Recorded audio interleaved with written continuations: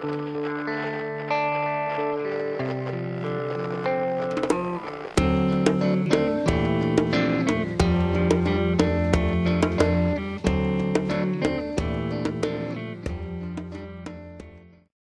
à tous et bienvenue pour le plat de la semaine. Nous sommes en compagnie de Gérard Garrigue du restaurant Le Moaï. Bonsoir. Bonsoir.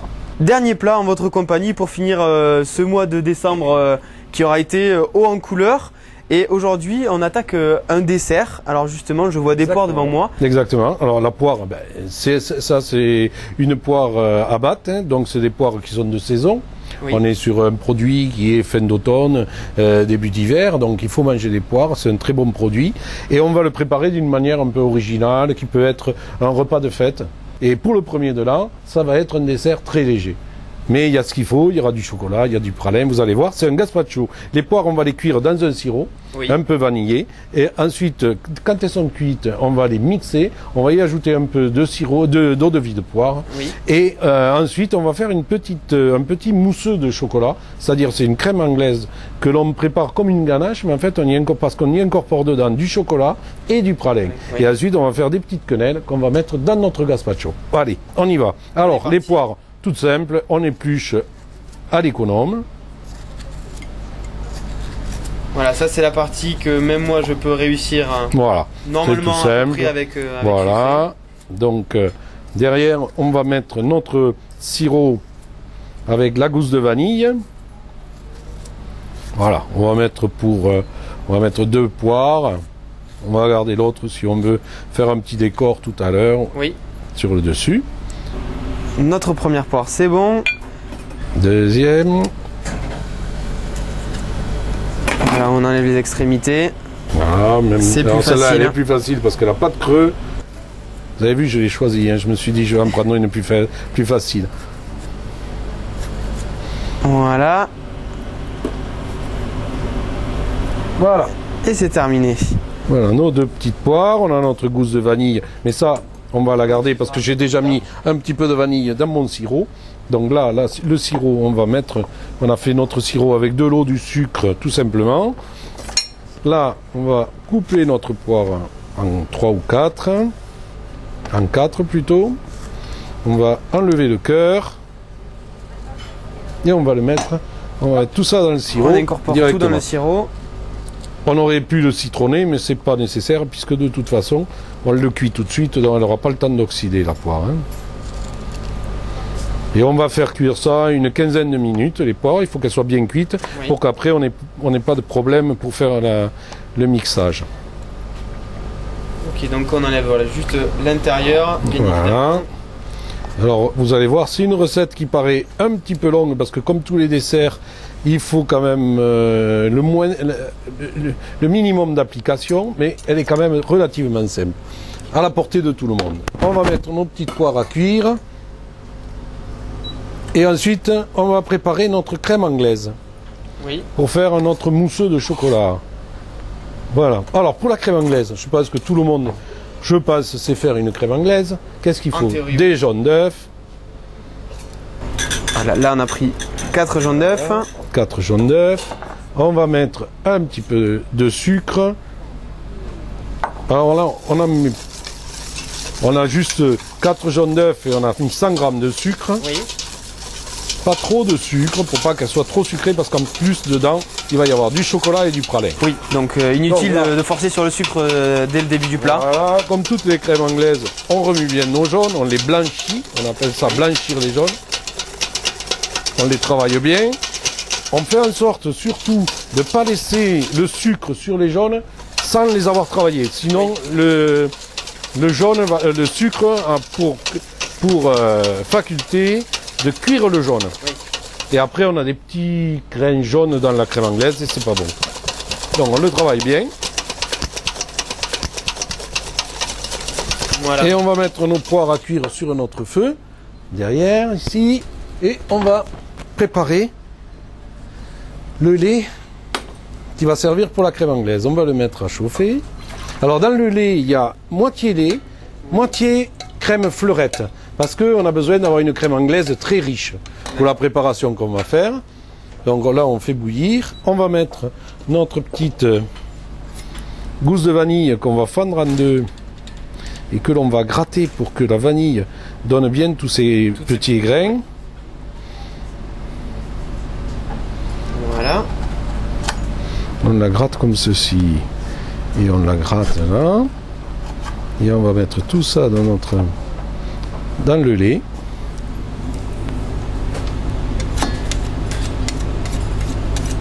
La vanille donc dans le lait. Et également la gousse.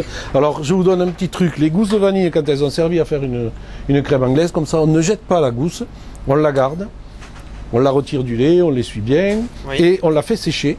Et ensuite on mélange avec du sucre, on passe dans un robot et on a un sucre vanillé excellent, bien plus pur que les sucres vanillés qu'on peut quelquefois acheter sur le marché. Voilà. Donc nos jaunes sont en train de faire. On remue bien tout ça. On remue bien tout ça. Dès que notre lait va bouillir, on va le verser sur nos jaunes. Oui. Et on va cuire la crème anglaise. Alors, une crème anglaise, il faut que ce soit cuit entièrement. On continue de travailler bien comme il faut. Alors, vous voyez que le jaune et le sucre blanchit. Oui, oui. C'est pour ça qu'on dit blanchir les jaunes. Voilà, on remue bien tout ça. Voilà. Pendant ce temps, notre lait est en train de chauffer. Notre lait est en train de chauffer, nos poires sont en train de cuire. Donc, dès que le lait va bouillir, hop, on va verser et on va faire cuire la crème anglaise. Voilà. C'est en train de chauffer. On continue toujours de travailler bien nos jaunes. Plus il est mousseux, mieux c'est. Alors ce qui est important dans une crème anglaise, c'est pour la préparation qu'on va faire, c'est qu'elle soit vraiment bien cuite. Donc je vais vous montrer comment il faut qu'elle soit. Pour être, quand elle est bien cuite, elle doit napper. Donc on va faire notre cuisson avec cette spatule. Et avec cette spatule, quand elle est complètement nappée, hop, ça veut dire que notre crème anglaise est bien cuite. On peut faire aussi au thermomètre, c'est la porter à 85 degrés pendant 2-3 minutes pour que là on soit sûr que la crème anglaise est bien cuite. Voilà, notre lait est pratiquement bouillant, donc on va le verser sur les jaunes. Exactement. En prenant soin de mélanger bien comme il faut. Voilà, on mélange au fur et à mesure, bien entendu. Au fur et à mesure pour pas que le lait cuise les jaunes. Ensuite on remet sur le feu et on va baisser le feu pour pas qu'il soit trop fort, parce que là on l'a mis à fond pour que le lait bout. Donc on le met à température modérée. Oui. C'est ce qu'il y a de bien avec l'induction, c'est que l'induction permet de bien réguler la température de cuisson. Donc comme ça on est sûr que la crème anglaise ne va pas nous lâcher dans les doigts, c'est-à-dire partir trop vite et être trop cuite, parce qu'après c'est la catastrophe. Voilà, c'est pour ça que je prends le temps de bien montrer la recette entièrement là, parce que c'est la partie la plus délicate. Le gazpacho, lui, il cuit tout seul. Oui. Il n'a plus besoin de nous. De toute façon, les poires, elles en ont pour 20 minutes, c'est acquis, terminé. On sait que ça va prendre dans ce temps-là. Voilà notre crème anglaise. Voilà. Donc la crème anglaise, on appelle cette façon de faire vanner la crème anglaise, c'est-à-dire qu'on promène avec la spatule un peu dans tous les sens pour que jamais la crème reste au fond pour pas qu'elle colle. Oui. Donc on vanne et comme ça on est sûr qu'il ne va pas y avoir une surcuisson et un départ intempestif de la température. Mais là on risque rien parce qu'on a réglé la température bien comme il faut, donc on ne doit pas être ennuyé. Voilà notre crème anglaise qui est en train de cuire. Ça va être quasiment bon. Voilà, ça va être bon. Donc là, on va y verser. Voilà, vous voyez, quand pratiquement là, on a pratiquement plus de bulles sur la crème anglaise, donc ça veut dire qu'elle est pratiquement prête. C'est un travail de patience. La pâtisserie, c'est toujours un travail de patience. Il faut mériter ses desserts. Mais après, c'est facile. Donc, voilà, on vérifie une dernière fois quand même qu'on est arrivé. Donc là, on est arrivé pratiquement à la cuisson qu'on voulait. C'est parfait. Donc, on va verser notre crème anglaise de nouveau dans le cul de poule. On appelle ça un cul de poule en cuisine.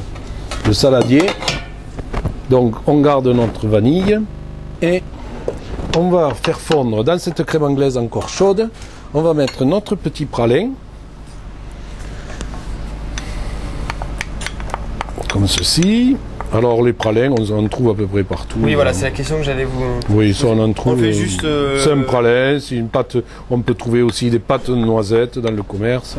On des fait choses juste comme chauffer et fondre Voilà, tout simplement. Et notre chocolat. Alors un chocolat noir, hein, de préférence le plus fort en chocolat possible. Oui. Parce que plus il est dense, mieux c'est.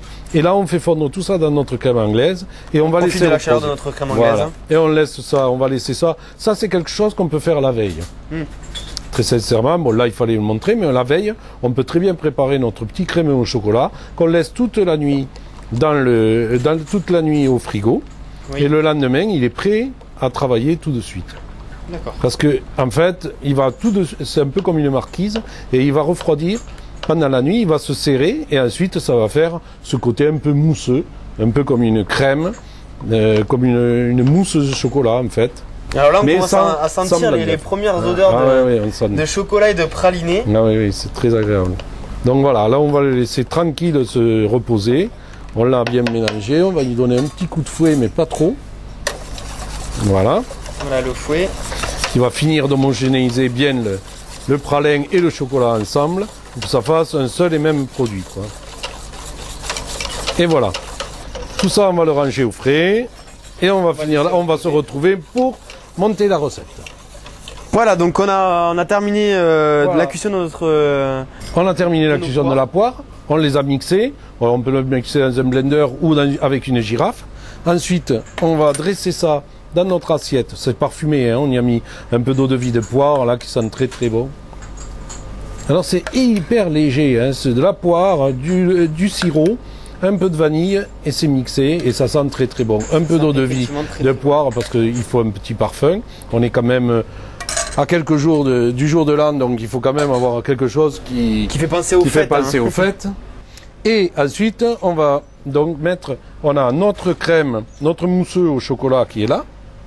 Et on va pouvoir, avec une cuillère très chaude, il faut prendre une cuillère très chaude, on fait une quenelle, une belle quenelle comme ça, qu'on va mettre au milieu de notre gazpacho.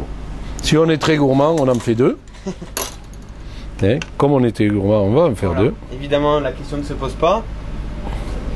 Et alors là, c'est poire et chocolat, c'est extraordinaire. Et en plus, on y rajoute ce pralin, c'est merveilleux. Et après, on peut s'amuser, si on a le temps, comme c'est la fête, on va faire un petit décor avec la poire qu'on va mettre comme ceci sur le bord. Et voilà, on a un super dessert.